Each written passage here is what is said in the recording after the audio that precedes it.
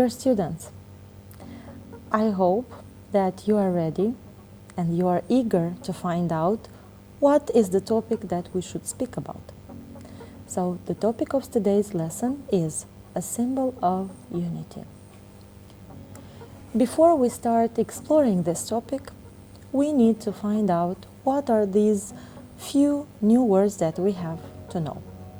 So look please at your screen and let us discuss. The first word is to hijack. This means to take control of something by force.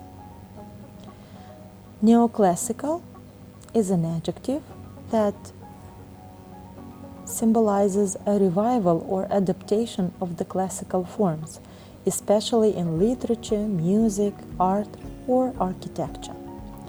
Rubble, broken pieces of stone or bricks left over when a wall or building has fallen. Ashes, the solid residue left when combustible material is thoroughly burned.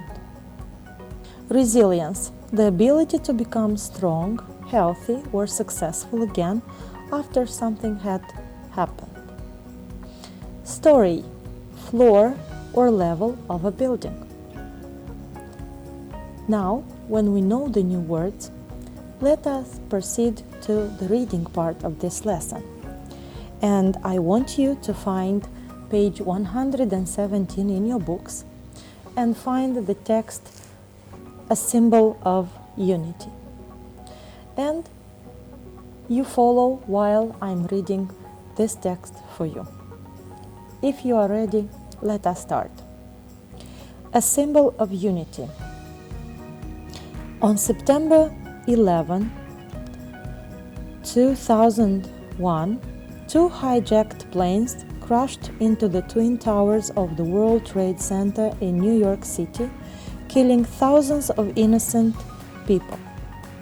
Those who claimed responsibility said that the two buildings were targeted because they were well known around the world for being symbols of capitalism and free trade.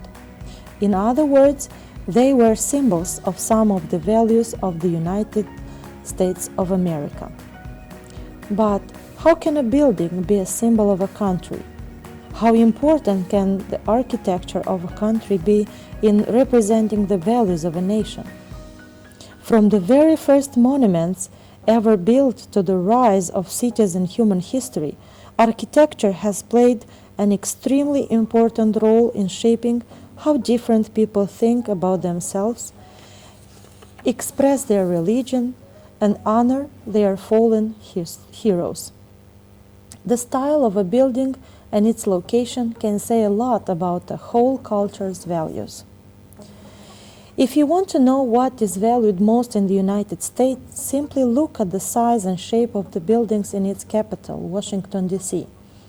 The neoclassical style of the White House, the Capitol building, the Supreme Court, many of the monuments in the Capitol Mall, as well as many of the museums and other surrounding buildings, speaks to the influences of the Greeks and Romans, on whom the United States has based its form of democracy.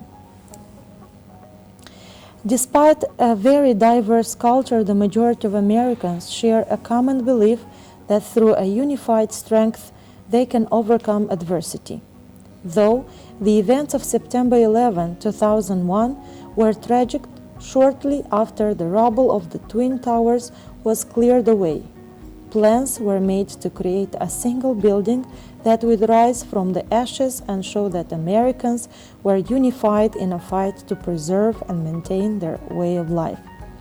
The result is the One World Trade Center building, also known as Freedom Tower, that is currently the tallest building in New York City and overlooks an enormous memorial to the victims of the explosions. Once again, architecture is sending a message about the resilience of the American people and their unity in defying those who would use terror to try to break a country. The new building stands 104 stories tall and reaches for the sky as if to say that nothing will keep the United States down. At the same time, Its mirrored surface reflects the heavens and the prayers for the people who died when the Twin Towers fell. As far as you understand, we are going to speak about the architecture of these beautiful and famous buildings. And because we read the text, of course, we have some tasks to complete based on it. The first task is answer the following questions. So I will read for you. After that, you pause, think about the answers, find in the text, and afterwards we'll check together. So the questions. Number 1. Why were the World Trade Center towers attacked in particular? The second. Can monuments be a form of architecture? The third. Can churches, synagogues, and mosques be a form of architecture? What does the style of many of the buildings in Washington, D.C. say about the values of the USA? 5. What was built in the place where the World Trade Center tower stood? And 6. What values does the One World Trade Center suggest? Pause, think about the answers, find them in the text, and then we could share answers. Now, when you are ready to give some answers to my questions, let us discuss once again. So, why were the World Trade Center towers attacked in particular? Yes, you're right if you found the sentence where it is said that they were the symbol of capitalism and free trade, and they were very famous. Second, can monuments be a form of architecture? Yes, of course it can be. All monuments can be a form of architecture because in this way people honor the fallen heroes. Can churches, synagogues, and mosques be a form of architecture? Yes, because this is a way of people expressing their faith in God and sharing their values. 4. What does the style of many of the buildings in Washington, D.C. say about the values of the USA? So the style of these buildings represent the culture's values, the entire culture's values of this country. The next question, what was built in the place where the World Trade Center tower stood? So in that place was built the Freedom Tower, that is just one tower. And what values does the One World Trade Center suggest?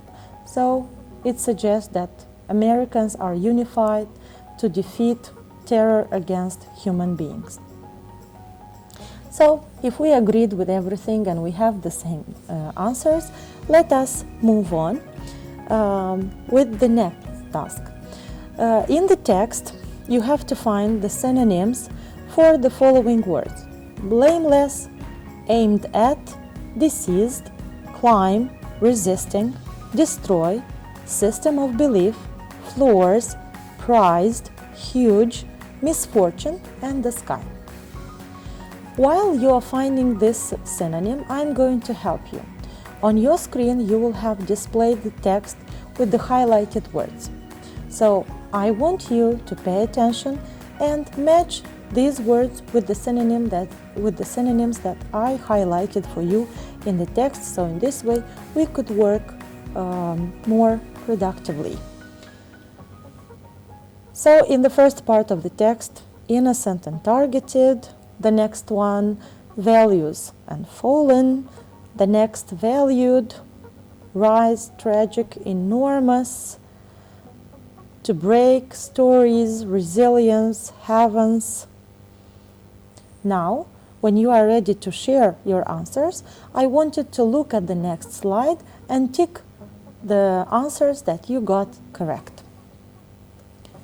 So, blameless, innocent, aimed at, targeted, deceased, fallen, climb, rise, resisting, resilience, destroy, break, system of belief, values, floors, stories, prized, valued, huge, enormous, misfortune, tragedy, the sky, the heaven.